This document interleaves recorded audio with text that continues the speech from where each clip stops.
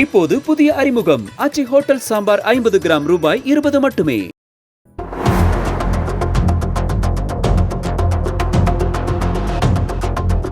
சரியாக 6 மாதத்திற்கு முன் கள்ளக்குறிச்சி மாவட்டம்தான் அனைத்து ஊடகங்களிலும் பத்திரிகைகளிலும் தலைப்புச் செய்தியாக இடம்பெற்றிருந்தது. கல்வராயன் மலைதான் பேசுபொருளாக மாறியிருந்தது. எங்கு திரும்பினாலும் மரண ஓலங்கள் நெஞ்சை ரணமாக்கியது. கள்ளச்சாராயத்தின் விபரீதம் கண்முன்னே நிகழ்ந்தது. இயற்கை எழில் கொஞ்சும் மலையே நரகத்தின் வாயிலாக மாறியிருந்தது நம்மால் எளிதில் மறக்க முடியாது.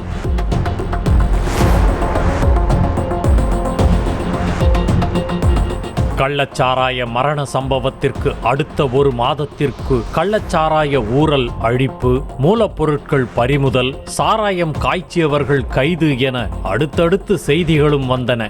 சில மாதங்கள் கடந்த பின் கல்வராயன் மலை பற்றிய பேச்சு அடங்கி போனது.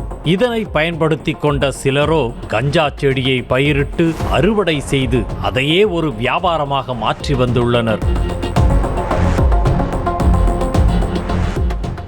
கல்வராயன் மலை பற்றிய பரபரப்பும் செய்திகளும் அடங்கி போயிருந்தாலும் போலீசாரின் கண்காணிப்பு மட்டும் மலை மீது தொடர்ந்து கொண்டிருந்தது.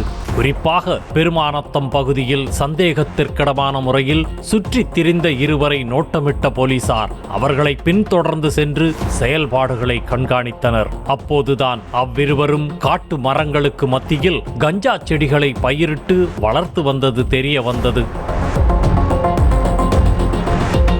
இதையடுத்து கோவிந்தராஜ் மற்றும் பர்வதம் ஆகிய இருவரை கைது செய்த போலீசார் கஞ்சா செடிகளை பிடுங்கி அதனை பறிமுதல் செய்தனர். இதன் எடை மதிப்பு மட்டும் 104 கிலோவாக இருந்ததாக போலீசார் தெரிவித்தனர். மொத்தம் 21,500 செடிகள் பயிரிடப்பட்டு இருந்ததாகவும் சொல்லப்படுகிறது.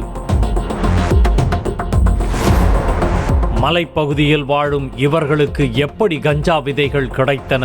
யார் இவர்களுக்கு சப்ளை செய்தது? பயிரிடப்படும் கஞ்சா செடிகள் எங்கு விற்கப்படுகிறது என போலீசார் விசாரித்து வருகின்றனர். புகழ்பெற்ற கல்வராயன் மலை முழுக்க முழுக்க போதை வஸ்துகளின் இருப்பிடமாக மாறி வருவதாக வேதனை தெரிவிக்கும் சூழலியல் ஆர்வலர்கள் மலையை மேம்படுத்தி அதனை மக்களுக்கான சுற்றுலா தலமாக மாற்றி அமைக்க வேண்டும் என கோரிக்கை விடுத்துள்ளனர்.